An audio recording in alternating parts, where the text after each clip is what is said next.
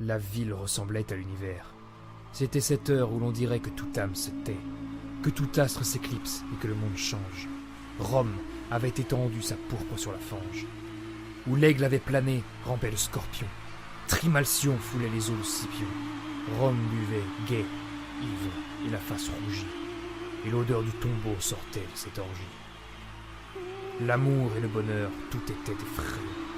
Lesbie en se faisant coiffer, heureuse, ayant son tibule à ses pieds qui chantait leur tendresse. Si l'esclave persane arrangeait mal ses tresses, lui piquait les seins nus de son épingle d'or. Le mal à travers l'homme avait pris son essor. Toutes les passions sortaient de leurs orbites. Les fils aux vieux parents faisaient des morts subites. Les rhéteurs disputaient, les tyrans aux bouffons. Allez, attaque! T'es sûr? Mais évidemment que je suis sûr! Il me fait pas confiance ton truc, hein. Et tu crois qu'il faisait comment autant des gladiateurs? Bah non, puis il est mignon en plus, j'ai pas envie de le taper moi. Et puis toi là, allez attaque là! Attaque, allez! Allez! Mais allez là! Mais pas moi!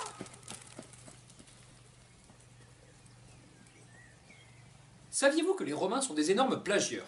Là! Ah mais d'accord, il n'y a même plus d'échauffement. Non mais quand je dis romain, je ne veux pas bien sûr parler des habitants de la ville de Rome actuellement, mais bien de l'Empire romain. Vous savez, cet empire qui a conquis une partie du monde avant de...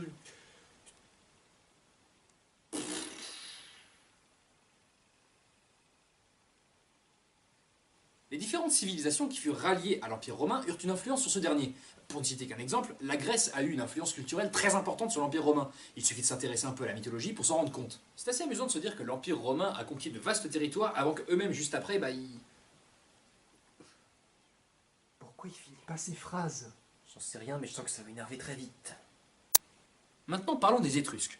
Les Étrusques sont un peuple qui vivait en Italie et dont l'apogée est déterminée au 7e siècle avant Jésus-Christ. Comme pour beaucoup d'éléments historiques, les certitudes sur leurs origines sont loin d'être légion. Légion romaine! On va donc se contenter de ce dont on est certain pour le moment. Les Étrusques vivaient principalement sur les côtes de la mer Tyrrhénienne avant de s'étendre par la suite vers l'intérieur des terres.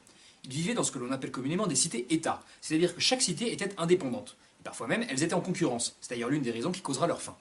Mais pourquoi? Imagine que ton jardin subisse une invasion de plusieurs taupes, on va dire une vingtaine. Bon, tu n'arrives pas à les repousser malgré tous tes efforts. Et tu constates que le jardin de ton voisin risque aussi d'être envahi. Du coup, tu vas lui demander un coup de main, parce que bon, ce problème, ça risque de devenir le sien lui aussi. Tu vas le voir, tu lui expliques le problème, et là il te regarde, il te répond « Ben, c'est ton problème et pas le mien !» Puis il te claque la porte au nez. Résultat, ton jardin, il est conquis, celui de ton voisin juste après, et puis tout le reste du voisinage pour terminer. Taupe. Ah ouais, c'est vénère une taupe.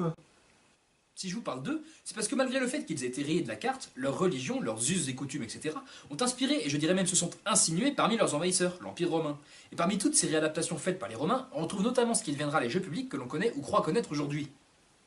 Le premier de ces jeux, qui avait déjà un grand succès chez les Étrusques et qui a continué à vivre chez les Romains, c'est les courses hippiques. Ah bah comme le tiercé. Oui, non. Ces courses sont plus communément appelées courses de chars. En règle générale, la compétition était disputée par 4 chars, chacun d'une couleur différente. Les chars, eux, étaient tirés par 2, 3 ou 4 chevaux. Faux! Les chars s'avancent avec 2 chenilles. Mais ferme-la. Les compétiteurs devaient effectuer 7 tours le plus rapidement possible, ce qui équivaut à peu près 7 km et demi. Ce qui équivaut à faire à peu près 31 fois l'aller-retour de la pelouse du Stade de France dans le sens de la longueur. Mais pourquoi tu prends le Stade de France comme exemple? Parce que quand tu compares le comportement des spectateurs des courses de chars et de certains supporters des matchs de foot, tu te rends compte que l'humanité n'a pas forcément évolué sur tous ces aspects. D'autant que ce genre de comportement finit par être considéré comme une généralité pouvant s'appliquer à l'ensemble de ce sport, dû à une surmédiatisation de ce genre d'événement regrettable. Mais je croyais que t'aimais pas le foot. Mais j'aime pas le foot. Mais j'aime encore moins ce genre de comportement qui n'a pour unique conséquence que de décrédibiliser tout un public de passionnés juste parce qu'une bande d'abrutis n'est pas capable de se comporter correctement en société. Merde! Oh la vache, mais qu'est-ce que... Mais... j'ai rien compris. Au passage, les courses de chars se déroulaient dans un cirque et non dans un amphithéâtre. D'ailleurs, petite parenthèse, ça, c'est le Colisée. Vous noterez que je n'ai pas dit un Colisée, mais le Colisée. Ce n'est pas le type de structure, mais le nom du bâtiment. Il n'y a qu'un seul Colisée, celui à Rome. C'est son nom. Tous les autres amphithéâtres que l'on peut trouver sont, comme je viens de le dire, des amphithéâtres, et non des Colisées. Mais tu vas te calmer, oui?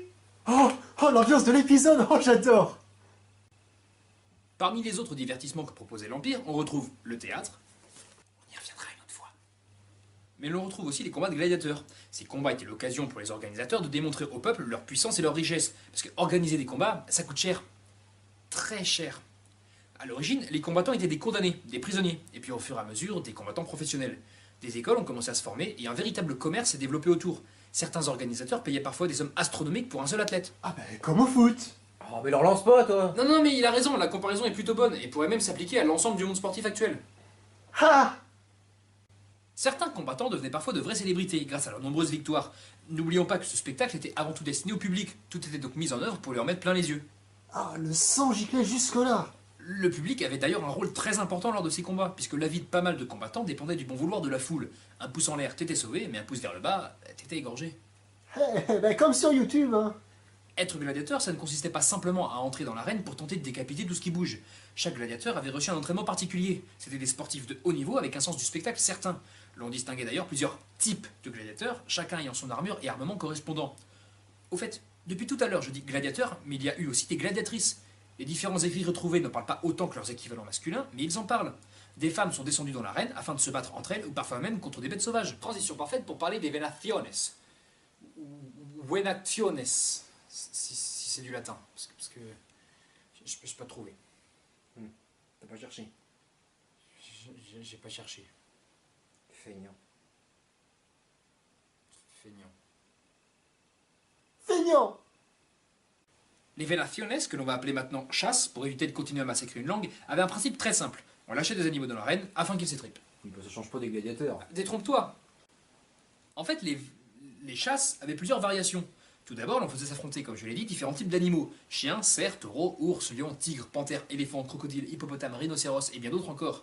C'était l'occasion pour le peuple de Rome de découvrir des animaux qu'ils n'avaient pas forcément l'occasion de croiser dans les rues. Ah comme au salon de l'agriculture. Sauf que là, le sang devait couler. Les animaux étaient enfermés et très peu nourris, de sorte que leur agressivité était décuplée. Et quand bien même une fois dans l'arène ils refusaient de se battre, des hommes étaient présents afin de les y obliger. Ah, le fouet. Quelle invention formidable.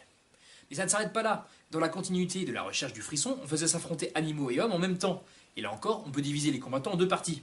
Tout d'abord, il y avait ceux qui étaient là pour se battre. Eux recevaient une formation de combattants, possédaient une armure spécifique et étaient facilement reconnaissables du grand public, au même titre que les gladiateurs. Quoique, comme ils n'affrontaient que les animaux, ils avaient tendance à être considérés comme étant en dessous des performances des gladiateurs. Ça reste toujours au-dessus du deuxième type de combattant, bien que le terme de condamné correspondrait un peu plus. Là encore, on trouve deux variantes. Un homme était lâché dans l'arène sans armes, sans armure, parfois même nu face à la bête, ou alors un homme était attaché à un poteau face à la bête. En effet, ça varie. Ici, l'objectif est on ne peut plus clair. C'était tout simplement des exécutions à mort qu'on tentait d'animer un peu. Par quelle partie du corps le lion va-t-il commencer? Est-ce qu'il aura assez d'appétit pour tout finir? Un condamné peut-il encore courir après s'être fait boulotter les orteils? Bref, que de suspense. J'ai gerbé. Oh, il va poser une jambe pour les condamner. Le problème de ce genre de spectacle, c'est que le nombre d'animaux pouvant être massacrés était effrayant. Étant toujours dans la recherche du grand spectacle, il fallait en mettre plein les yeux aux spectateurs. De dizaines d'animaux massacrés en quelques jours, on pouvait passer à des centaines, et parfois en grandes occasions, on passait le cap des milliers. Ce genre de spectacle se terminait généralement par une note un peu moins violente. Des exercices de dressage étaient présentés dans le même esprit que ce que l'on peut voir de nos jours. Éléphants faisant des pirouettes, lions sautant à la corde, chiens dansant la gigue. Il y a un truc qui tourne pas rond. Là. Mais tout ceci dans un esprit de respect entre le dresseur et l'animal, ce qui peut paraître surprenant après tout ce dont on a parlé auparavant. C'est tout? T'as fini? Non, mais comme j'avais pas de transition, j'attendais une réaction pour pouvoir me remettre à flot. Ah, il t'a eu. En parlant de flow, il reste un spectacle dont on n'a pas parlé, qui était d'ailleurs présenté beaucoup moins souvent, notamment dû au coût d'un tel événement. Je veux parler de la nomachie. Les nomachies étaient des reconstitutions de batailles navales, pour la plupart historiques, à échelle réelle. Genre touché-coulé. À quelques menus détails près, ouais. C'est-à-dire? Le type de spectacle actuel qui se rapprocherait le plus de la nomachie, c'est la reconstitution historique. Sauf que là, on remplace les comédiens par des prisonniers, des condamnés à mort et des soldats. Pourquoi? Je vous rappelle que l'on parle de l'Empire romain, et qu'on reste dans l'esprit des grands jeux. Ce serait pas drôle si c'était pas vrai. Dans les premiers temps, on creusait un bassin de taille assez importante pour pouvoir accueillir plusieurs navires. Pour vous donner une idée de la dimension que pouvait prendre cet événement, on va s'intéresser à un exemple en particulier. Entre 51 et 52 après Jésus-Christ, l'empereur Claudius décida d'organiser une bataille navale afin d'inaugurer l'ouverture d'un tunnel de drainage des eaux du lac Fucino. Pas moins de 100 navires de toute taille furent déployés sur le lac. Autour de 19 000 combattants s'affrontèrent lors de ce spectacle, dont un certain nombre de condamnés à mort. Tout autour du lac, des dispositifs de sécurité furent mis en place pour protéger le public d'une part, mais aussi et surtout pour empêcher des participants de s'enfuir. D'ailleurs, pour la petite anecdote, c'est lors de cet événement fut prononcée la fameuse phrase « Awe Caesar, morituri te salutant ». Traduit par « Salut mon gars, regarde, on va crever pour tes beaux yeux ». Ceux qui vont mourir te saluent. Ouais, voilà. Cette phrase d'ailleurs que l'on attribue à tort aux gladiateurs lorsqu'ils entrent dans l'arène. Alors que la seule trace de cette phrase que nous avons, c'est pendant cet événement. Et uniquement pendant cet événement. D'ailleurs, pour prolonger un peu l'anecdote, après que les gladiateurs aient prononcé cette phrase, l'empereur leur répondit un truc en latin du genre ah ben, peut-être pas que vous allez mourir en fait. Voilà, sauf que du coup les gladiateurs prirent ça comme un acte de grâce et ils refusèrent de se battre. Et donc pour couronner le tout, ben, l'empereur dut les supplier, voire même les menacer de les condamner à mort. Bref, il passa pour un con quoi. L'éclat total.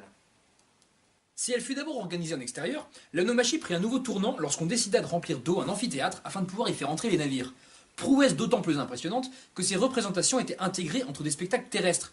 Il était donc possible d'inonder l'amphithéâtre pour l'assécher aussi rapidement par la suite. Oui, Orangina et sa pub n'ont rien inventé. J'en ai piscine! Voilà qui conclut cet épisode. Et avant de nous quitter, j'aimerais soulever un point. À plusieurs reprises, j'ai dit que les participants à ces jeux étaient des volontaires, mais que pour la plupart, c'était des condamnés.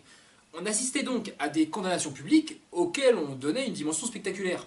Mais du coup, est-ce que les exécutions publiques peuvent être considérées comme un type de spectacle à part entière? Auquel cas, je pourrais parler par exemple de la pendaison, ou de la guillotine. Ah! N'y pense même pas.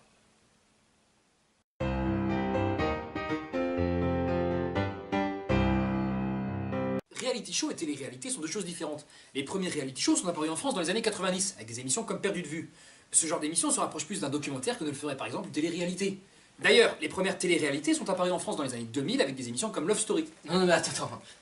Tu nous parles d'arène et de spectacle, et là d'un coup tu nous parles de télé-réalité. Il me semble qu'on est en plein dedans, non? Un spectacle dans lequel on jette une bande de personnes mises à nu face à un public avide d'affrontements et dont la survie dépend du bon vouloir de ces derniers. La seule différence avec les gladiateurs, c'est que quand ils entraient dans l'arène, eux, ils savaient à quoi s'attendre.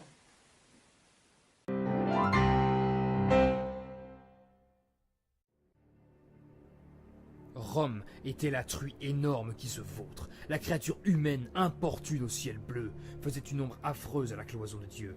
Elle n'avait plus rien de sa forme première. Son œil semblait vouloir foudroyer la lumière. Et l'on voyait, c'était la veille d'Attila, tout ce qu'on avait eu de sacré jusque-là palpiter sous son ongle et pendre à ses mâchoires, d'un côté les vertus et de l'autre les gloires. Les hommes rugissaient quand ils croyaient parler. L'âme du genre humain songeait à s'en aller. Mais avant de quitter à jamais notre monde, tremblante, elle hésitait sous la voûte profonde et cherchait une bête où se réfugier. On entendait la tombe appeler, crier. Au fond, la pâle mort riait, sinistre et chauve. Ce fut alors que toi, né dans le désert fauve, où le soleil est seul avec Dieu, toi, songeur, de l'antre que le soir emplit de sa rougeur, tu vins dans la cité toute pleine de crimes, tu frissonnas devant tant d'ombre et tant d'abîmes. Ton œil fit sur ce monde horrible et châtié flamboyer tout à coup l'amour et la pitié. Pensif, tu secouas ta crinière sur Rome, et l'homme étant le monstre, ô lion, tu fus l'homme. Tu dis quelque chose?